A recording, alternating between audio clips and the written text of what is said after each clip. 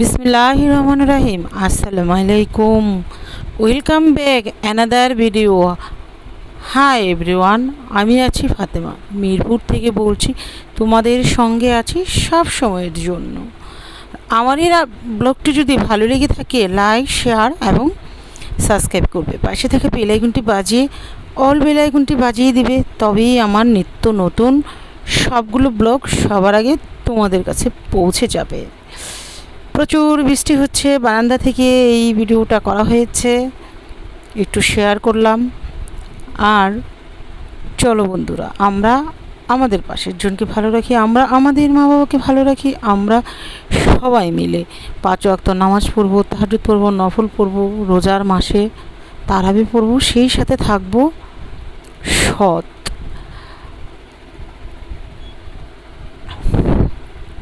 আর আমাকে যারা বলেন আমি নিজেই একা খাই, আমি দান করি না, কিছু দেই না, যারা খেতে ভালোবাসে তারা মানুষকে খাওয়াতেও ভালোবাসে, আর আমি খেতে ভালোবাসি, অন্যকে খাওয়াতেও ভালোবাসি, আর মানুষকে দিতেও ভালোবাসি। মানুষের জন্য কাজ করতে গিয়ে নিজের ঘরের কাজও করতে পারছি না। মার্কেটে যাচ্ছি না তা না, যাচ্ছি, কিন্তু ভিডিও করে নিয়ে আসে দেওয়ার মতো সময়টুকু নাই। নামাজ থাকে, মাথায় টেনশন থাকে, বাইরে অসহায়দের জন্য কাজ করতে হয়, সব মিলিয়ে আমি অনেক ব্যস্ত। তাই বলে কাউকে দেব না, খাওয়াবো না, এগুলো বলা একদমই ঠিক না। মানুষকে আগে নিজেরটা দেখতে হবে, তারপরে অন্যেরটা বলতে হবে। এই তো আমি সবগুলো ঘর গুছিয়ে নিচ্ছি, আর অন্যকে বলার আগে নিজের কথাটা চিন্তা করতে হবে, তাহলেই সব সমাধান হয়ে যাবে। মানুষের কথা চিন্তা না করে নিজের কথা আমরা চিন্তা করতে পারি। রোজা তো প্রায় শেষই, আর এই রোজার মধ্যে যে কটা রোজাই আছে আল্লাহর কাছে ক্ষমা প্রার্থনা করি, নামাজ কালাম পড়ি। আসলে নামাজ কালাম, কোরআন এগুলা পড়লে অতটা সময় পাওয়া যায় না। মানুষের কে কী করলো না করলো এগুলো দেখার সময়ও থাকে না। আর আমি বাহিরে অসহায়দের জন্য বিভিন্ন জায়গায় কাজ করছি, তাই ঠিকমতো ভিডিও দিতে পারছি না, তার জন্য অনেক অনেক দুঃখিত। এই তো সবগুলো ঘর গুছিয়ে নিয়েছি, আর ইফতার পার্টিতে কি কি রান্না করলাম সেগুলো একটু শেয়ার করব। আমি রোস্ট আর পোলাওটা আমার বাসায় রান্না করেছি, আরেকটি বাসায় ডিম আর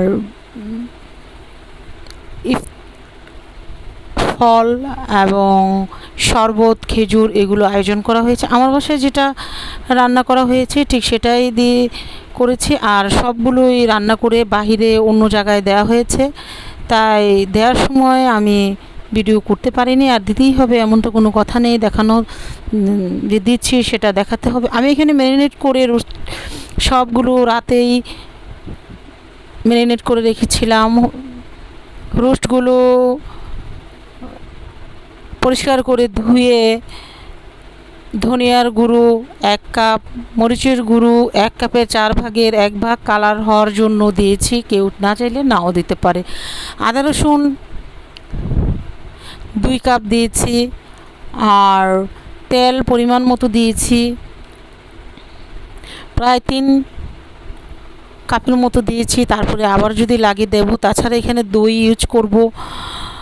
ম্যারিনেট করে আমি উঠিয়ে এগুলো মশলা থেকে সকালে 10টা-11টার দিকে উঠিয়ে রাতে করে রেখেছিলাম, পরের দিন সকাল 10টা-11টায় উঠিয়ে সেগুলো আবার মশলা থেকে ঝেড়ে উঠিয়ে আবার আমি এখন রোস্টটা রান্না করে নিচ্ছি। আবার একটু একটু করে মশলা দিয়েছি, কারণ এখানে দেবো বলে ওইখানে অল্প দিয়েছি, আবার এখানে একটু একটু করে দিয়েছি। দেখতেই পাচ্ছো, এই যে ম্যারিনেট করা রোস্টগুলো মশলাও আমার কষানো হয়েছে। ম্যারিনেট করা রোস্টগুলো আমি দিয়ে দিয়েছি, দিয়ে আমি খুব ভালোভাবে নেড়েচেড়ে নিচ্ছি। আর কি করছি দেখতে থাকো, ভালো লাগবে।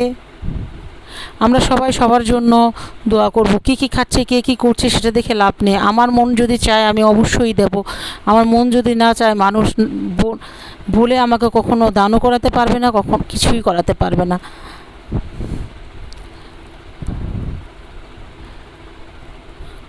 আর দিয়ে দিলাম এখানে হাফ লিটারের মতো দই, দিয়ে খুব ভালোভাবে এখন আমি নেড়ে চেড়ে নেব। এবং কষানোর সময় রোস্টেড মশলা হাফ কাপ আমি দিয়ে নিয়েছি। রোস্টেড মশলা, তেজপাতা, গরম মশলা এগুলো সবই দিয়ে নিয়েছি, মশলার সাথে কষিয়ে নিয়েছি। আর রোস্টেড মশলা কি আমরা সবাই জানি, সেগুলোই একসাথে করে নিয়েছি। এখন দিয়ে দিলাম প্রায় 1 কড়াইয়ের মতো দুধ। আমার রোস্টের কালারটা কিন্তু খুবই সুন্দর এসেছে। আমি মরিচ দিয়েছি কালারফুল এবং একটু জাল হওয়ার জন্য, অর্থাৎ আমার রোস্টটি জাল রোস্ট। রোজার মধ্যে একটু ঝাল ঝাল হলে ভালো লাগে, তাই আমি সেভাবেই তৈরি করেছি।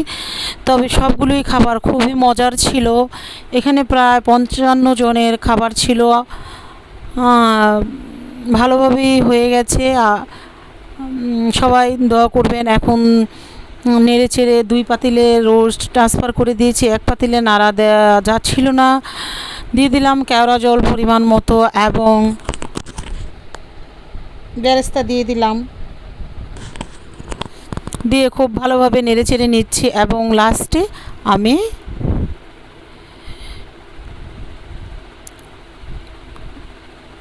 বাটার দিয়ে নিচ্ছি, অথবা কেউ চাইলে ঘি দিয়ে নিতে পারো। বাটার ঘিটা দিলে রোস্ট এবং পোলাওতে একটু ফ্লেভারটা অন্যরকম আসে। আমি পোলাওতেও দিয়েছি। তাহলে বন্ধুরা দেখতে থাকো। সবাই ভালো থাকবে, সবার জন্য দোয়া রইল।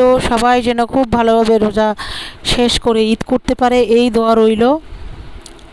আর আমার চ্যানেলে সবাইকে স্বাগতম, দোয়া ও ভালোবাসা। লাস্ট উইকে বললাম সবাই আসবে, আমিও যাব, এটাই নিয়ম। এই তো, আসসালামু আলাইকুম, আল্লাহ হাফেজ।